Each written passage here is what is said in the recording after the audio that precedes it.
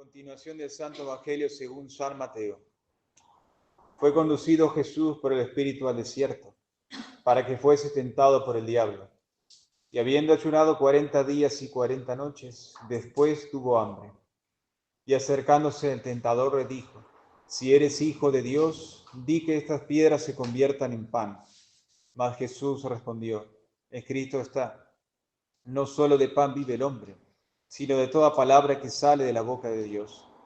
Entonces le llevó al diablo a la santa ciudad, y púsele sobre el pináculo del templo, y le dijo: Si eres hijo de Dios, échate abajo, porque escrito está que a sus ángeles te encomendó, y en palmas te llevarán, porque no tropiece tu pie en alguna piedra.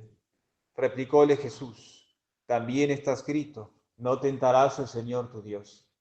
De nuevo le subió el diablo a un monte muy alto, y le mostró todos los reinos del mundo y la gloria de ellos, y le dijo: Todo esto te daré si, postrándote, me adorares. Díjole entonces Jesús: Vete, Satanás, porque escrito está, al Señor tu Dios adorarás, y a Él solo servirás. Entonces le dejó el diablo, y al punto se acercaron los ángeles y le servían. Pueden tomar asiento. La epístola es del apóstol San Pablo a los Corintios. Hermanos, os exhortamos a que no recibáis en vano la gracia de Dios, porque Él dice: En tiempo aceptable te oí, y en día de salvación te socorrí. Sabed que este es el tiempo favorable, este es el día de salvación. A nadie demos ocasión de escándalo, para que no sea vituperado nuestro misterio.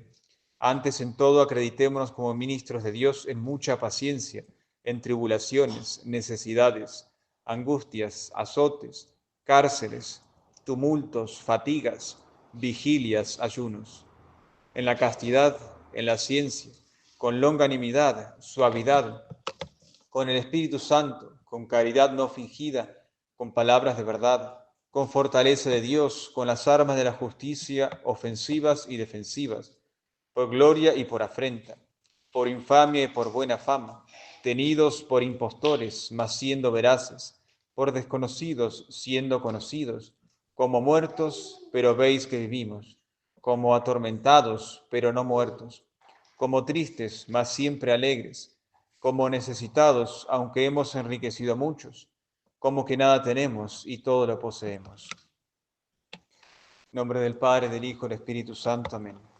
Dios te salve María, llena de gracia, el Señor es contigo. Bendita tú eres entre todas las mujeres y bendito es el fruto de tu vientre, Jesús.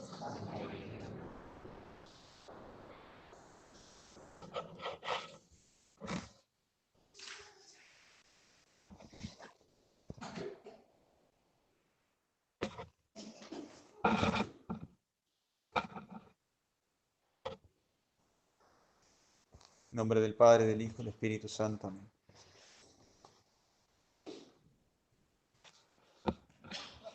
Hacemos un recuerdo, más bien una observación, que los viernes de la etapa de Cuaresma que nos encontramos son días de abstinencia.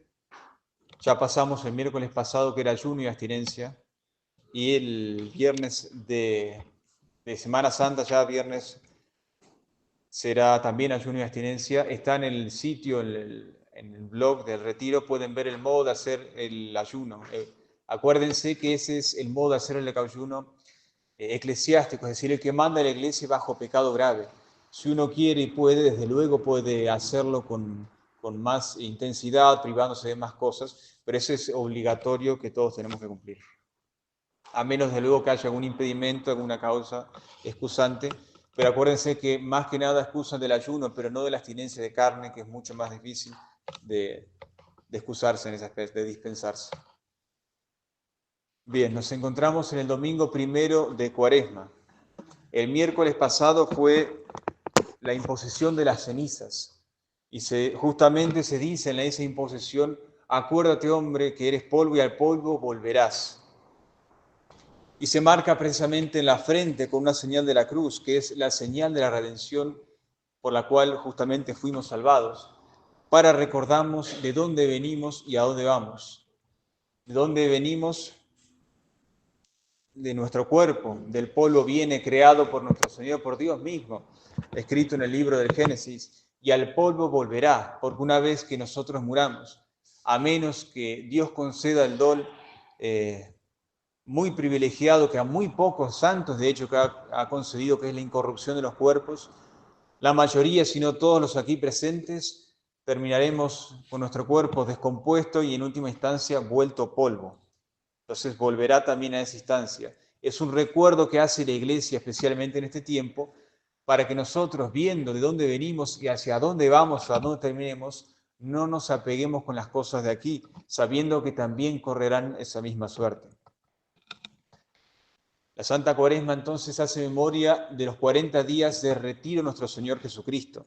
El Evangelio del día de hoy narra justamente cómo es, dice la Sagrada Escritura, cómo es llevado por el Espíritu Santo, lo guía al desierto nuestro Señor, y Él va docilísimo, desde luego, y va a retirarse, se entrega a la soledad, se entrega al retiro, al silencio también. Recordemos que dice que no tenía compañía de hombres, sino que había bestias a su alrededor.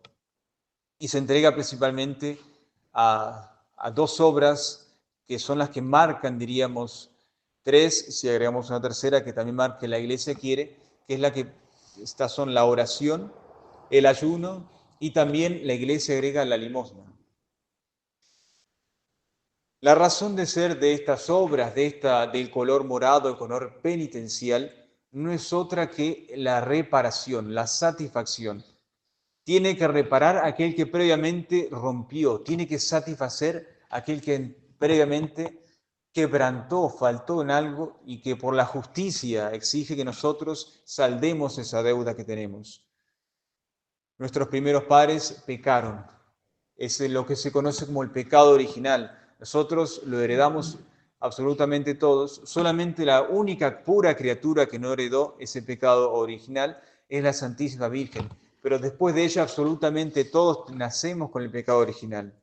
Y si bien el bautismo borra el pecado original y los pecados personales en el adulto que se bautice, el fomes peccati, la inclinación al pecado, esa mala disposición que tenemos, queda hasta el último instante de nuestra vida.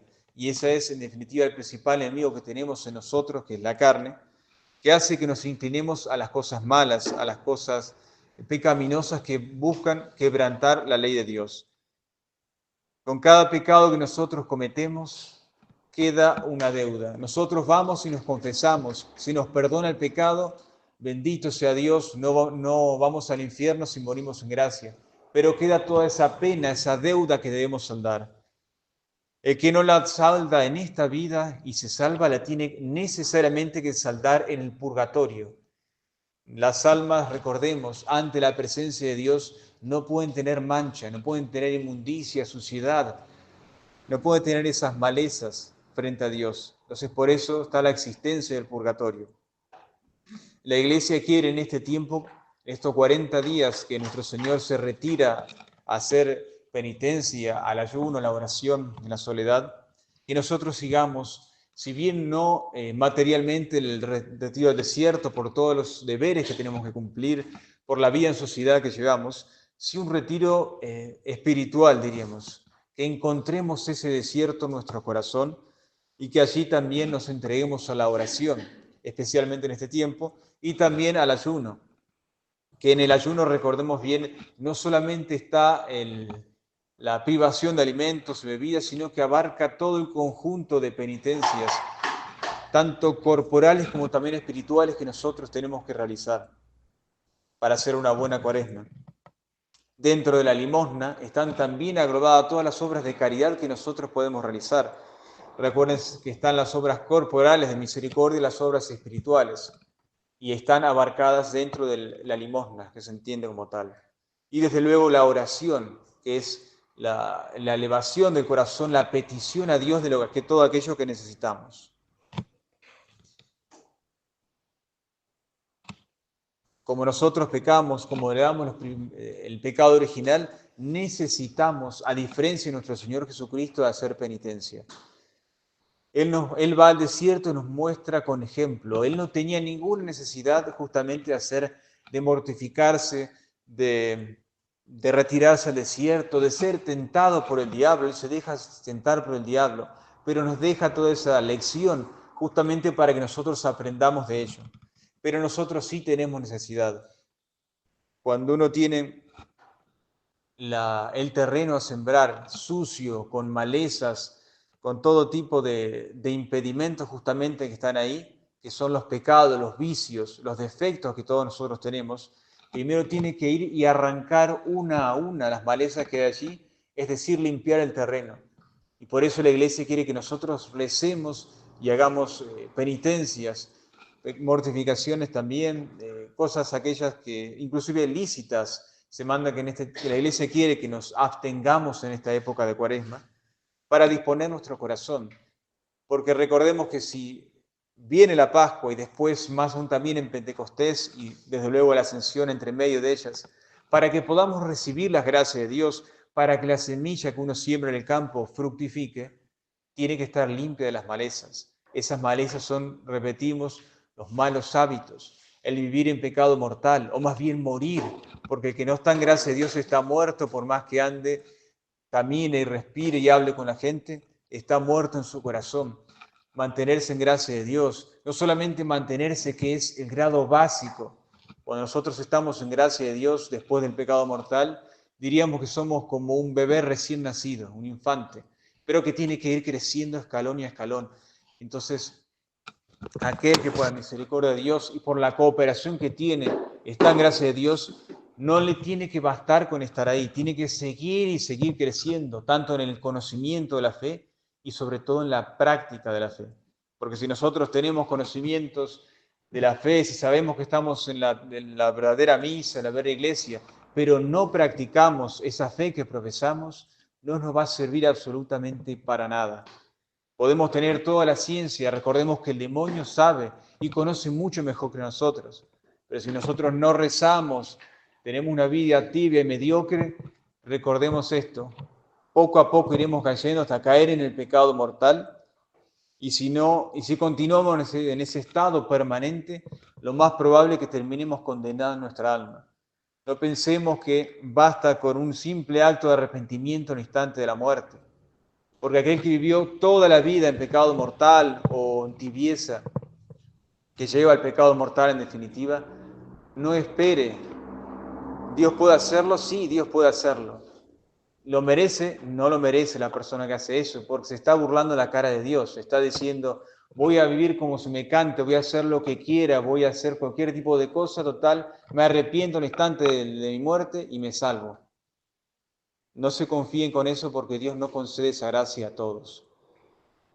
Porque puede ser que Dios realmente se cante, se fastidie de tener que esperarnos a nosotros.